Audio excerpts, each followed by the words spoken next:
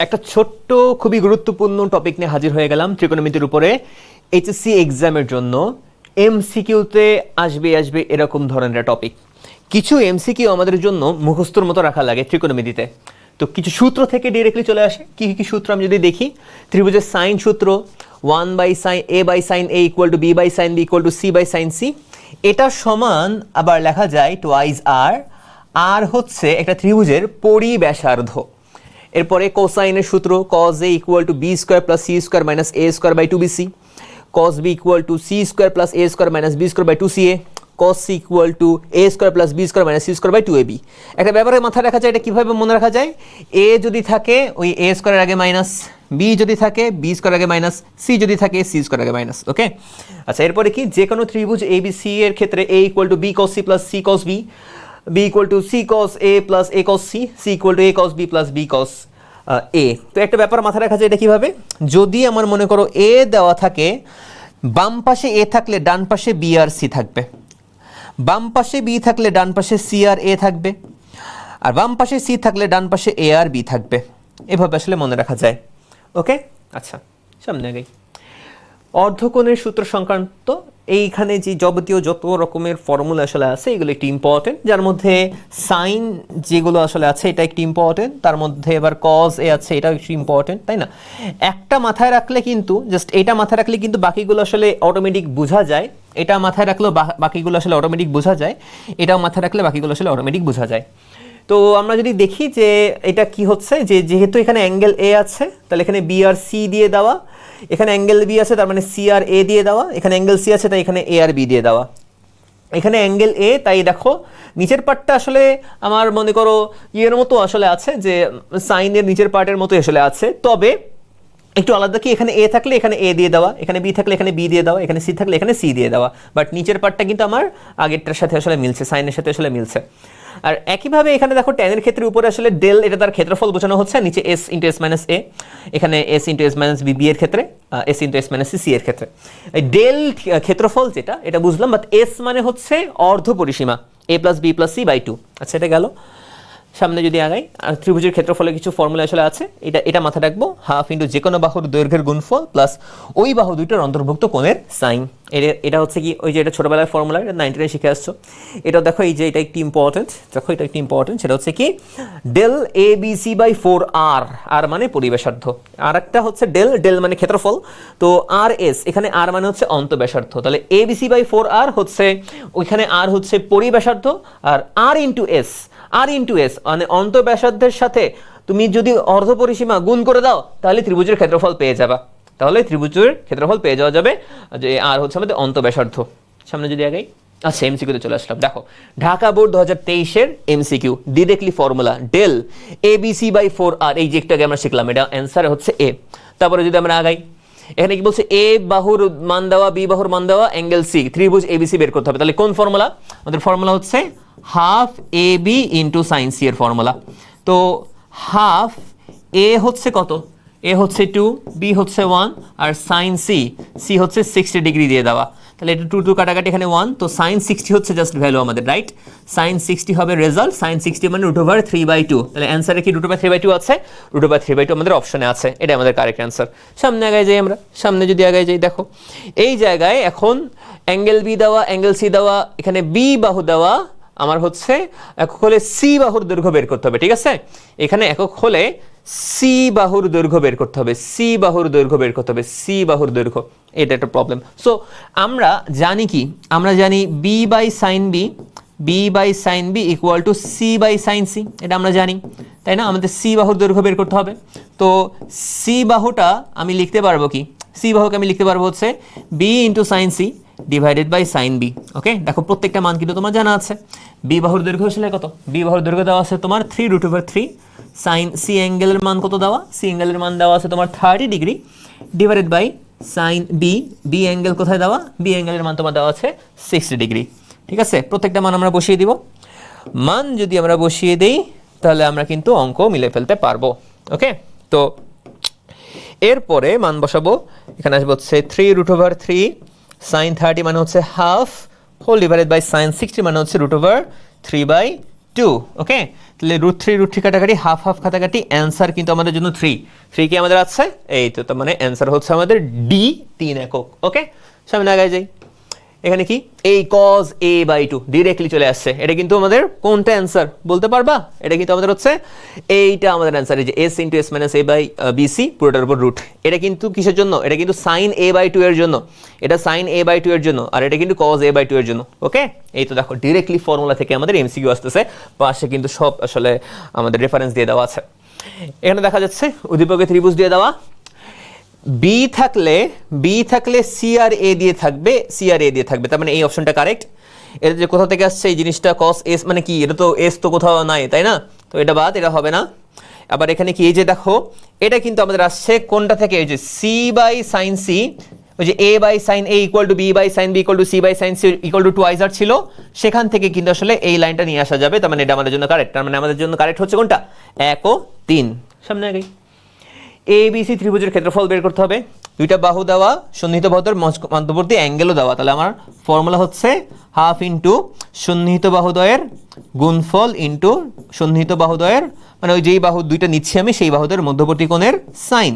তাহলে এখান থেকে আমার আসবে কত, 3 4 12 12/2 মানে কত, 6, আর sin 45 মানে কত, 1/√2। তাহলে রেজাল্ট আসলে কত হবে আমাদের জন্য, 6/√2। এইটাকে আবার এভাবে লেখা যায়, √2/2 আকারে লেখা যায়। √2/2 আকারে যদি লিখি তাহলে আমার আসবে হচ্ছে 3√2। 3√2। তো এই যে আমাদের অ্যান্সার হচ্ছে 3√2, এত বর্গ একক। সামনে জায়গায় যাই আমরা, এসি বাহুর দৈর্ঘ্য বের করতে হবে। এসি বাহুর দৈর্ঘ্য, তাহলে এই যে এই বাহুটার দৈর্ঘ্য বের করতে হবে, এটা হচ্ছে স্মল বি, ঠিক আছে। অ্যাঙ্গেল সি এর বিপরীত বাহুকে বলা হয় স্মল সি বাহু, অ্যাঙ্গেল এর বিপরীত বাহুকে বলা হয় স্মল এ বাহু। তাহলে অ্যাঙ্গেল বি বাহু বের করতে হবে। তো আমরা কিন্তু আসলে cos b লিখতে পারি, cos b, ওকে। cos b = আসলে বলা যাবে, cos b মানে -b² চলে যাবে। তাহলে শুরুতে আসলে থাকবে কি, c² + a², নিচে 2ca, ওকে। আমরা আসলে অ্যাঙ্গেল বি আসলে পেতে যাচ্ছি। তো আমি যদি একবারে ধরো এভাবে লিখি, 2ca × cos b = c² + a² - b²। তাহলে এই জায়গায় তোমার b² সমান চলে আসবে হচ্ছে c² + a² - 2ca × cos of b। প্রত্যেকটা মান আমরা বসিয়ে দিব। c² মানে কত, 4², a² মানে কত, 3² - 2, c হচ্ছে 4, a হচ্ছে 3, × cos b মানে হচ্ছে 45 ডিগ্রি। তাহলে এখানে আসবে কত, 4 4 16, এখানে কত 9, মাইনাস এখানে কত 3 4 12, আর আমি এখানে 2 রাখছি, 3 4 12 এখানে রাখলাম, এন্ড cos 45 মানে হচ্ছে 1/√2 বা √2/2। তো এই 2 কাটাকাটি, তাহলে আসলে পাচ্ছি কত, 25 বিয়োগ 12√2। তাহলে এটা আমার b² এর মান। তাহলে b এর মান কত হবে, b এর মান হবে হচ্ছে √25 মাইনাস 12 × √2। তাহলে এই যেখান থেকে b সমান √25 মাইনাস 12√2। এইটু ডান। কত সহজ জিনিস, কত সহজ জিনিস। সামনে গেছে আমরা 8 নম্বর প্রবলেম। এখানে বলা হচ্ছে অ্যাঙ্গেল বি এর পরিমাণ বের করতে হবে। এইটা যদি হয় তাহলে cos b আমাকে বের করতে হবে। cos b সমান আসলে আমরা বলতে পারি কি, যেহেতু cos b -b² আগে চলে যাবে, তাহলে এখানে থাকবে c² + a² divided by 2ca। তাহলে আমরা একটা ব্যাপার কিন্তু এখান থেকে বলতে পারি যে c² + a² - b², এটার মান -ca কে ডানে পাঠালে কি হয়ে যাবে, ca হয়ে যাবে।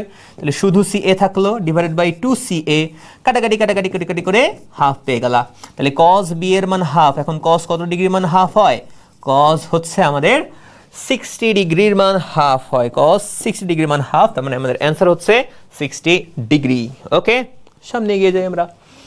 এখানে বলা হচ্ছে ত্রিভুজ এবিসি এর ক্ষেত্রে নিচের কোনটি সঠিক। সি বাহু দেওয়া থাকলে এখানে এবি দিয়ে দেওয়া থাকবে, তার মানে এটা আমাদের কারেক্ট। এনে দেখো সাইন দাও, এটা আমাদের কারেক্ট না, এটা সাইন দিয়ে দেওয়া। এটা দেখো, এটা কিন্তু কারেক্ট হইতো যদি কজের জায়গা সাইন থাকতো, কজের জায়গা যদি সাইন থাকতো তাহলে কারেক্ট হইতো, এটা আমাদের কারেক্ট না। এন্ড এখানে cos a এই জায়গা যদি মাইনাস থাকতো তাহলে কারেক্ট হইতো, তাহলে ওইটা আমাদের কারেক্ট না, ঠিক আছে। তাহলে আমরা অ্যান্সার এ, অপশন এ। এরপরে যদি দেখি, প্রথমটা আমাদের কারেক্ট, ডিরেক্টলি ফর্মুলা, এটা আমাদের কারেক্ট। অ্যান্ড এইটা কি কারেক্ট হবে, এইটা কি কারেক্ট হবে, দেখো এই যে মাইনাস a cos b কে যদি আমি ডানে পাঠাই দেই তাহলে তো এটাও আমার কারেক্ট, তাহলে তো এটাও আমার কারেক্ট, রাইট। যে c = a আর b দিয়ে দেওয়া আছে, তার মানে 1 2 ও 3 তিনটাই আমাদের জন্য কারেক্ট, ওকে। সামনে এগিয়ে যাই আমরা, সামনে এগিয়ে যাই। এরপরে কি বলা হচ্ছে, যে কোনো ত্রিভুজ এবিসি এর ক্ষেত্রে, যে কোনো ত্রিভুজ এবিসির ক্ষেত্রে এটা কি ভুল এসেছে এটা দেখি আমরা। বি 3 একক হলে ত্রিভুজ এবিসির কত বর্গ একক হবে? আচ্ছা, তাহলে এইটা বলে দেওয়া আছে 3 একক।